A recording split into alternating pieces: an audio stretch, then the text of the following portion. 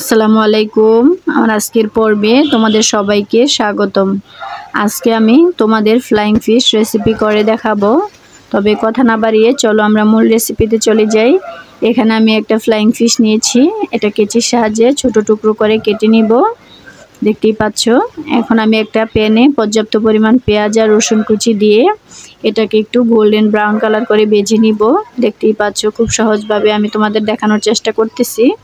তো দিয়ে দিব রসুনের পেস্ট, এখানে অবশ্যই রসুনের পেস্টটাই দিতে হবে। আদা বাটাটা এখানে ফ্লেভারটা নষ্ট হয়ে যাবে, সেই জন্য রসুনের পেস্ট দেওয়ার চেষ্টা করবে। আর দিয়ে দিলাম কাঁচামরিচের ফালি দিয়ে এখন আমি ভালো করে এটাকে নেড়েচেড়ে একটু ভেজে নিব। এই রেসিপিটা একবার ট্রাই করলে বারবার খেতে ইচ্ছে করবে। এখন আমি দিয়ে দিব যে এই শুটকিগুলো কেটে রেখেছিলাম সেটা দিয়ে এখন একটু ভেজে নিব পেঁয়াজের সাথে। এটা অবশ্যই পেঁয়াজের সাথে ভেজে নিতে হবে।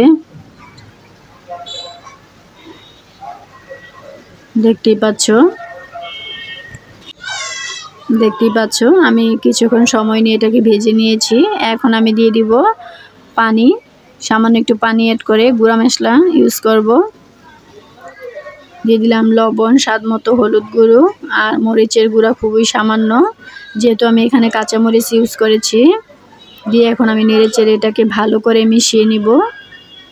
এখন ঢাকনা দিয়ে ডেকে ভালোভাবে এটাকে কষিয়ে নিতে হবে। এখন আমি দিয়ে দিব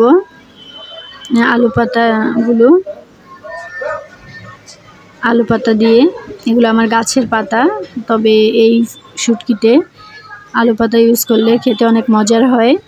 এখন আমি ঢাকনা দিয়ে ডেকে আবারও এটাকে কিছুক্ষণ কষিয়ে নিলাম।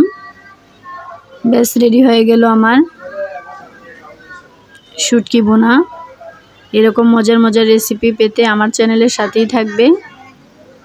আমি আরও কিছুক্ষণ এটাকে কষিয়ে নিব। দেখতেই পাচ্ছ তেলটা ছেড়ে দিয়েছে, শুটকিটা আমার প্রায় রান্না কমপ্লিট হয়ে গিয়েছে। এটা খেতে অসম্ভব মজার হয়। তবে ভিডিওটা ভালো লেগে থাকলে লাইক কমেন্ট শেয়ার করতে ভুলে না, সাবস্ক্রাইব করে দিবে। সবাই ভালো থাকবে। আসসালামু আলাইকুম।